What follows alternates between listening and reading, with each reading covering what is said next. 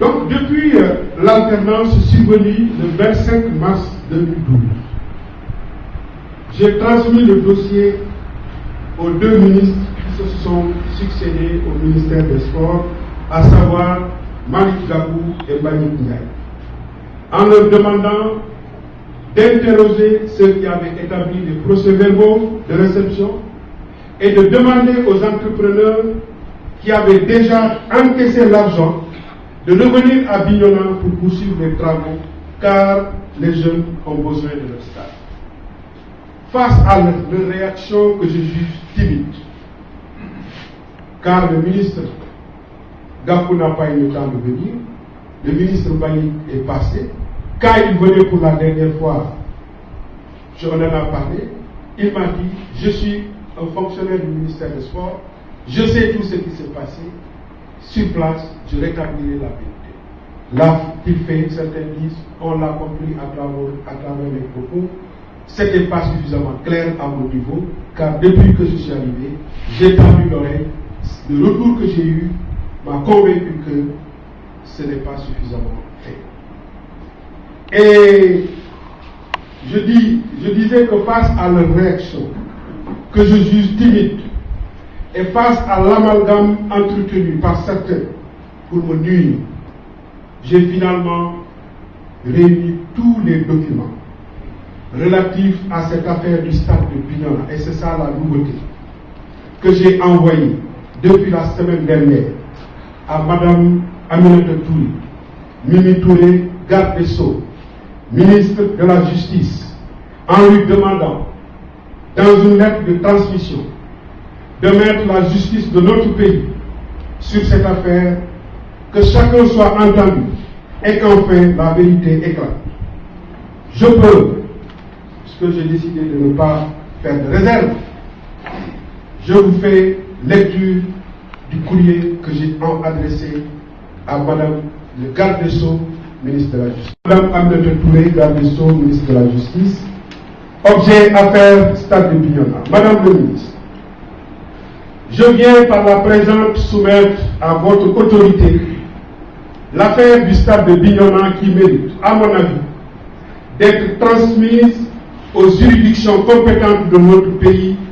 pour un traitement diligent. En effet, nommé ministre en charge des sports en 2009, j'ai donné des instructions à mes services, notamment la direction des infrastructures sportives, pour que toutes les dispositions soient prises dans le budget 2010 en vue du parachèvement des stades départementaux en construction, dont celui de Bignona. Les montants ont été déterminés par les services et les marchés attribués. Seulement, avant le démarrage des travaux, j'ai quitté le ministère en charge des sports, où j'ai été remplacé par M. Faustin Diatta, avec qui j'ai effectué la passation de service le 14 juillet 2010. Paradoxalement, 4 mois après mon départ de ce département, j'ai été informé par certains cadres du ministère des Sports que les procès-verbaux de réception des travaux du stade de Bignona ont été élaborés et signés par les personnes habilitées à cet effet, c'est-à-dire le directeur national des infrastructures sportives, un de ses collaborateurs, le préfet du département de Bignona, le chef de service régional des sports de Ziguinchor et les entrepreneurs. Alors que, dans la réalité, les travaux n'ont pas bougé d'un seul iota.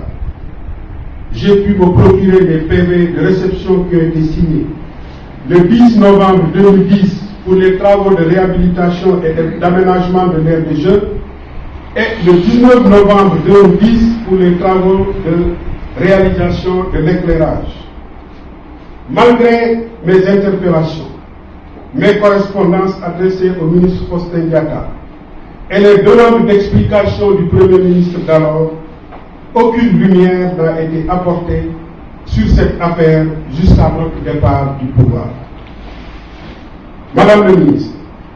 si j'ai tenu à vous adresser cette correspondance, c'est qu'après avoir porté le dossier à la connaissance des deux ministres qui se sont succédés au département des sports depuis le 25 mars 2012, je continue de constater avec amertume que les jeunes de Bignona,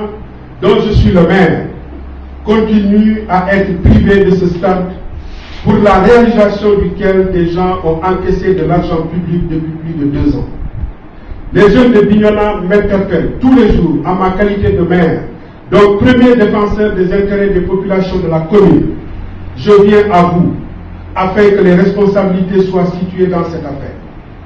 Pour ma part, je reste entièrement à votre disposition, ainsi qu'à celle de la juridiction à laquelle vous transmettrez le dossier. Espérant une suite diligente à ma requête, je vous prie d'agréer, Madame le ministre, l'expression de mes meilleurs sentiments.